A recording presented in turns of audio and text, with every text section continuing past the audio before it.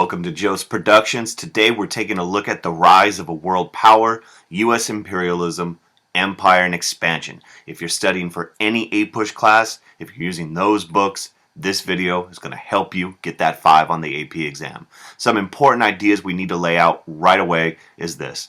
Since the 1790s, U.S. territorial expansion has largely focused on Western expansion. We've been moving from the Atlantic to the Pacific coast, and in that we've been dealing with different countries like Mexico and Spain and England and the various Native American groups.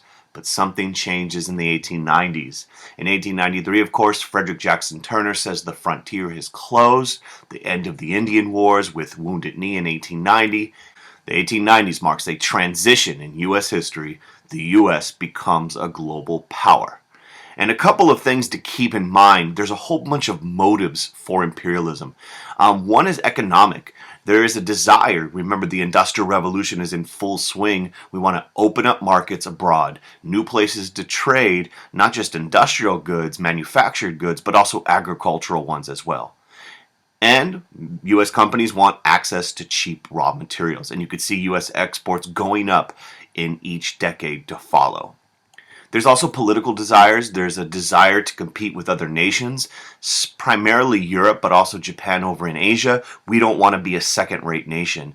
The countries of the world are carving up Africa and Asia, and America wants to be a world power. And so this drives us to expansion. We don't want to fall behind. Another motive is strategic or military, and that is, we want to be able to be a military force. We want to have naval bases around the world. In fact, Alfred T. Mahan, make sure you know him, he wrote a book called The Influence of Sea Power, and he basically talks about you need to have a powerful navy if you want to be a powerful country. And this is going to be a big reason why the Panama Canal is going to be a huge project that the U.S. is going to participate in. There are ideological motives. It's not just the world of business where people are talking about ideas like social Darwinism and survival of the fittest. There's this idea of the white man's burden. And people are using Charles Darwin's concepts and they're applying it to international affairs. You have the Reverend Josiah Strong who writes Our Country, and he talks about how Anglo-Saxon civilization is superior, and we, as Protestant Americans, need to spread our values, our civilization to the rest of the world. And these ideas are going to be used to justify colonizing other lands to spread so-called superior civilizations. You can see all these motives in the first case study, which is in Hawaii. Hawaii was an independent land, not part of the United States, and in the 1820s, American missionaries start going over there largely to convert the native people to Christianity. And over time, American sugar and pineapple planters begin buying up the land and basically telling people that this stuff is very profitable over here in Hawaii.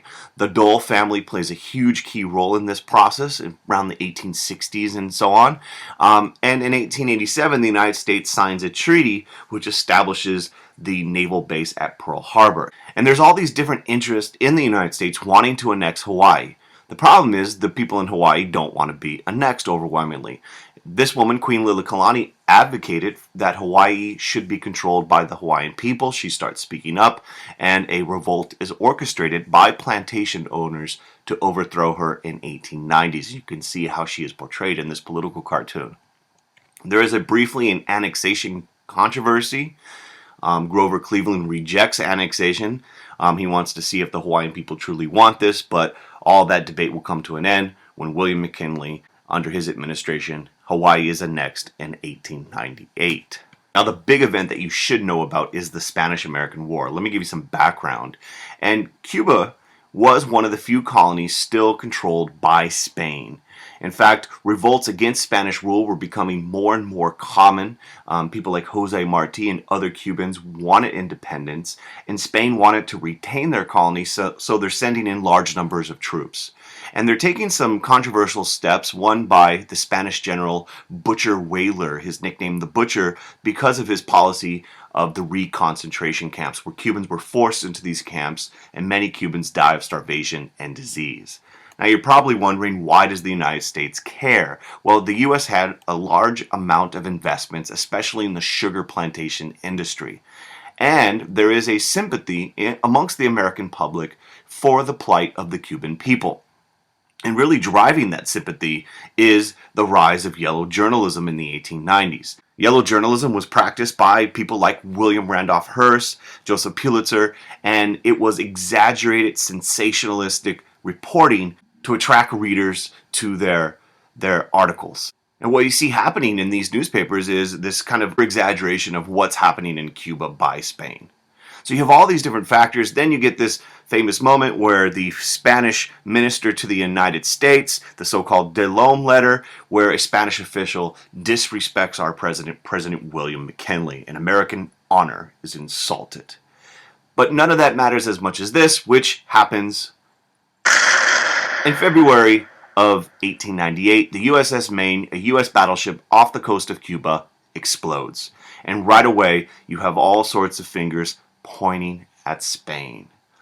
The yellow press blames Spain for the destruction of the battleship Maine. You see this in newspaper headlines and political cartoons. And in April of 1898, the United States declares war against Spain.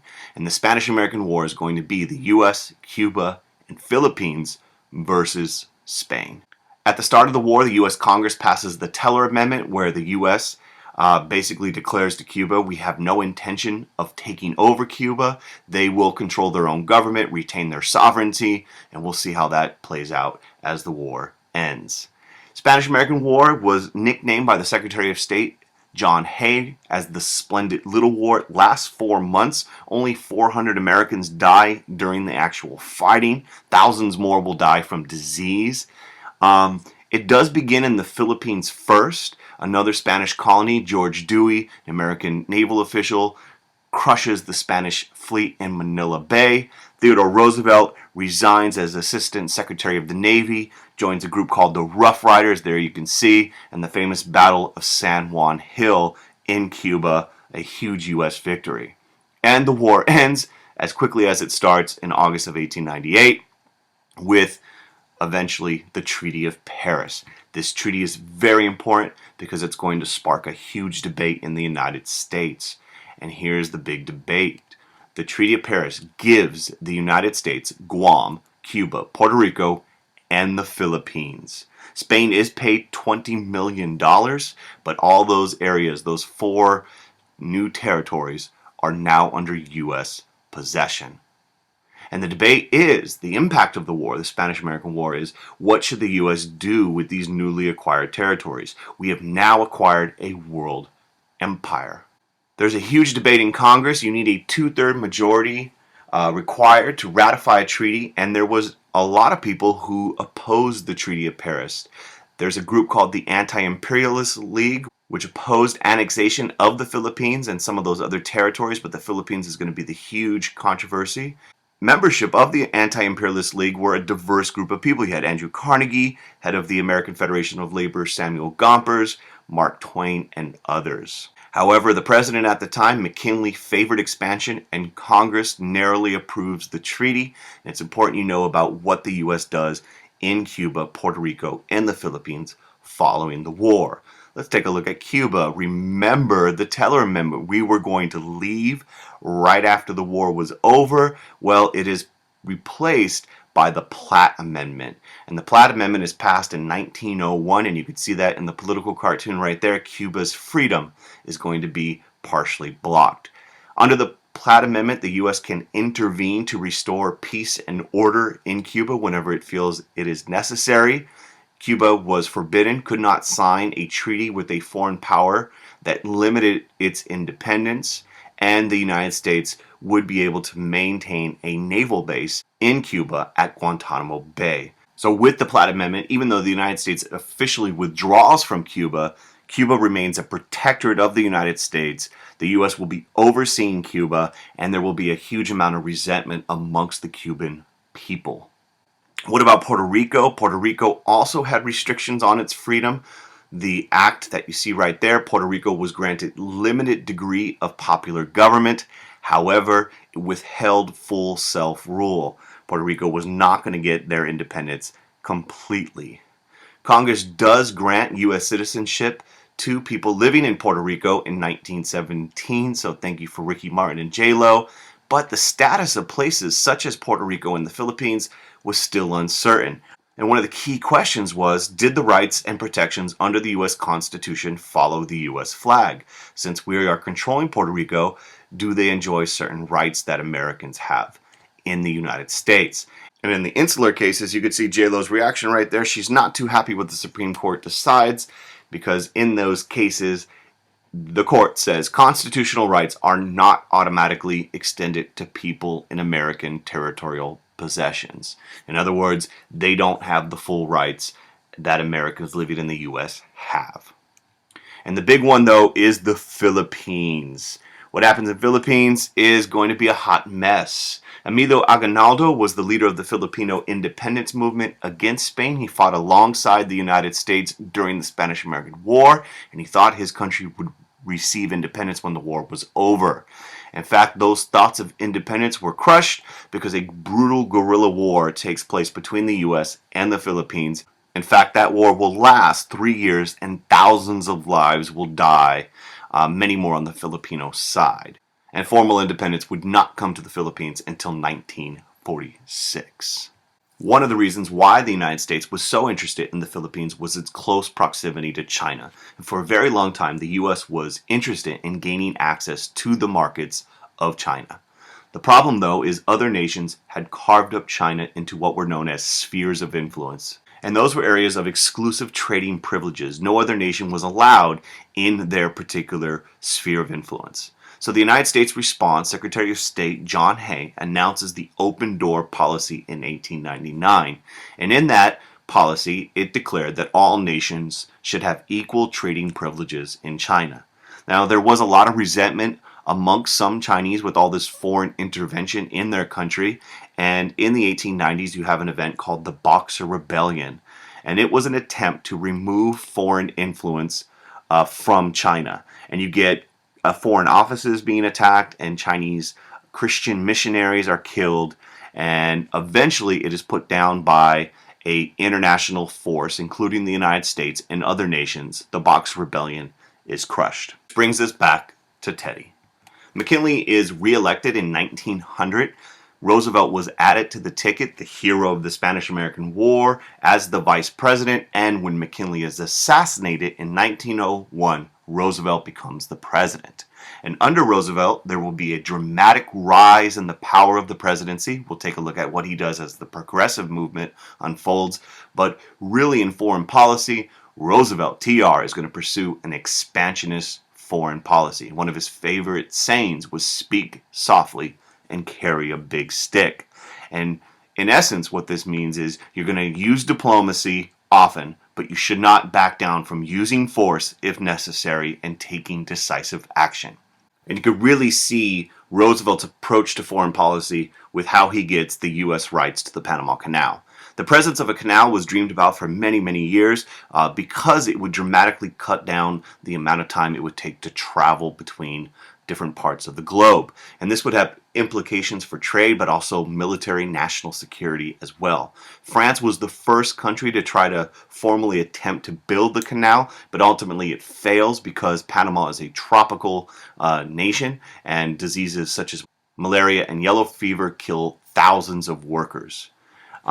And Roosevelt decides when he gets into office that he's going to attempt to get Colombia, which Colombia controls Panama at this time, to allow the U.S.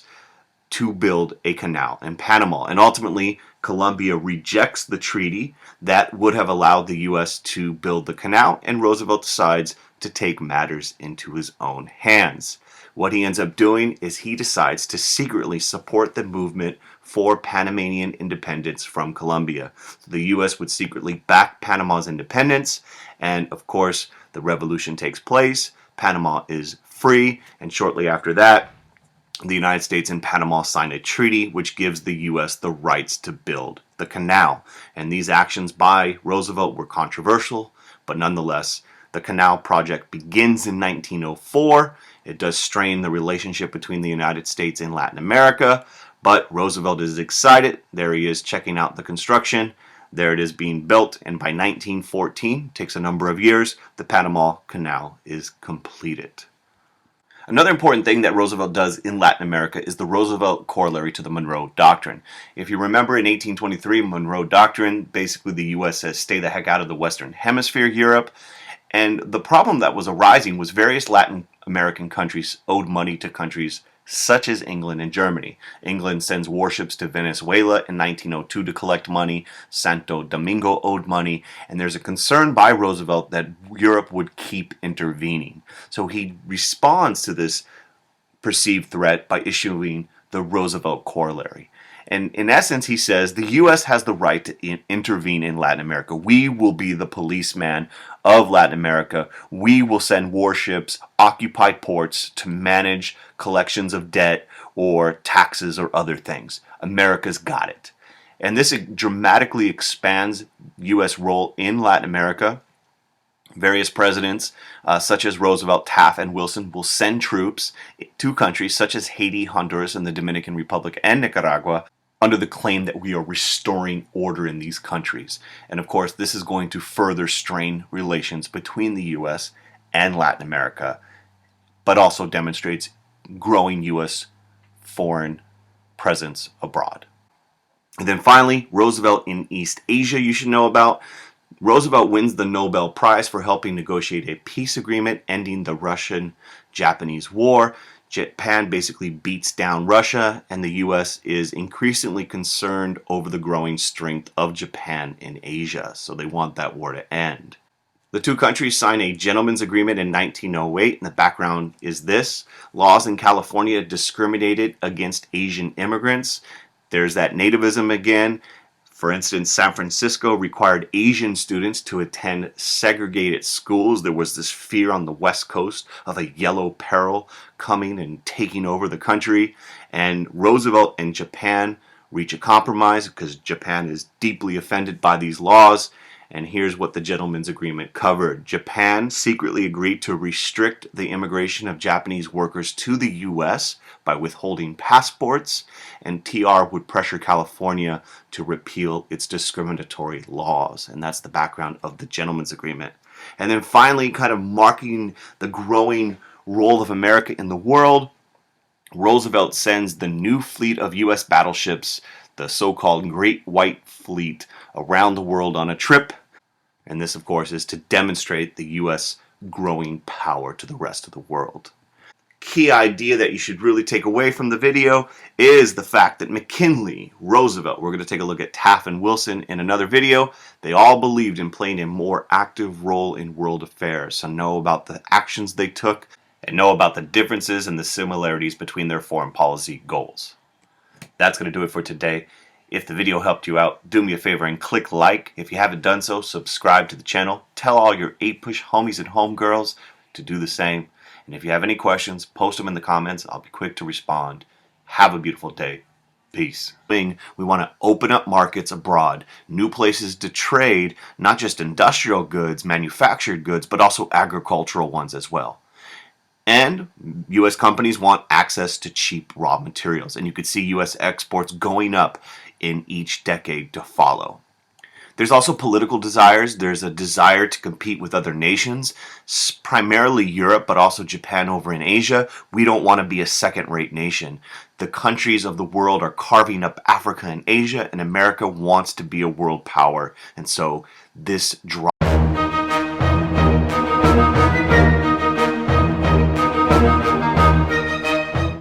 Welcome to Joe's Productions. Today we're taking a look at the rise of a world power, U.S. imperialism, empire, and expansion. If you're studying for any APUSH class, if you're using those books, this video is going to help you get that 5 on the AP exam. Some important ideas we need to lay out right away is this. Since the 1790s, U.S. territorial expansion has largely focused on Western expansion. We've been moving from the Atlantic to the Pacific coast, and in that we've been dealing with different countries like Mexico and Spain and England and the various Native American groups, but something changes in the 1890s. In 1893, of course, Frederick Jackson Turner says the frontier is closed, the end of the Indian Wars with Wounded Knee in 1890. The 1890s marks a transition in U.S. history. The U.S. becomes a global power. And a couple of things to keep in mind. There's a whole bunch of motives for imperialism. One is economic. There is a desire. Remember, the Industrial Revolution is in full swing. Business, where people are talking about ideas like social Darwinism and survival of the fittest. There's this idea of the white man's burden. And people are using Charles Darwin's concepts and they're applying it to international affairs. You have the Reverend Josiah Strong, who writes Our Country, and he talks about how Anglo-Saxon civilization is superior, and we as Protestant Americans need to spread our values, our civilization to the rest of the world. And these ideas are going to be used to justify colonizing other lands to spread, so drives us to expansion. We don't want to fall behind. Another motive is strategic or military, and that is, we want to be able to be a military force. We want to have naval bases around the world. In fact, Alfred T. Mahan, make sure you know him, he wrote a book called The Influence of Sea Power, and he basically talks about you need to have a powerful navy if you want to be a powerful country. And this is going to be a big reason why the Panama Canal is going to be a huge project that the U.S. is going to participate in. There are ideological motives. It's not just the world of